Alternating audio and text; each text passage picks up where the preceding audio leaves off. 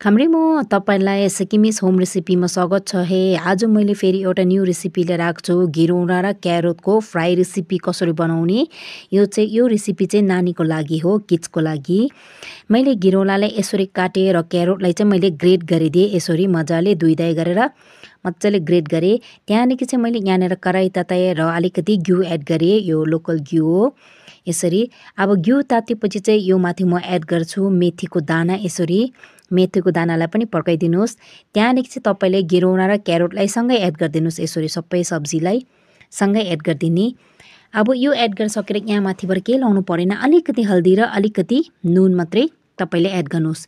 कम्ती हल्दी र कम्ती नुन चाहिँ तपाईँलाई स्वाद अनुसार ठिक्कैको। त्यहाँदेखि चाहिँ तपाईँले यसलाई मजाले मिक्स गर्नुहोस्। यसरी मजाले मिक्स गर्नुहोस्। फ्लेमलाई चाहिँ तपाईँ मिडियमै राख्नुहोस्। यसरी त्यहाँदेखि मिक्स गरिसकेर चाहिँ तपाईँले यो म्याक्सिमम तपाईँले 5 मिनट 10 मिनट जस्तो चाहिँ छोपिदिनुहोस्। 20मा अलिकति चेक गर्नुहोस्।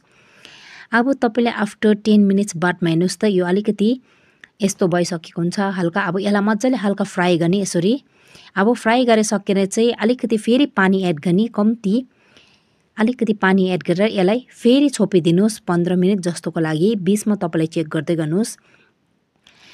र ध्यान राख्नुहोस् यो रेसिपी चाहिँ तपाईँले 6 महिनाको माथिको नानीलाई नै दिनुहोस्। 6 महिनाको नानीलाई पनि दिँदा भयो, तर यसलाई चाहिँ अलिकति मेच गरिदिनुहोस्। हेर्नुहोस् अब यो रेसिपी चाहिँ किड्सको लागि भयो, पाकेर रेडी।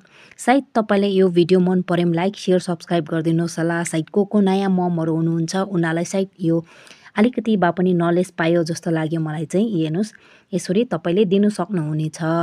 थ्याङ्क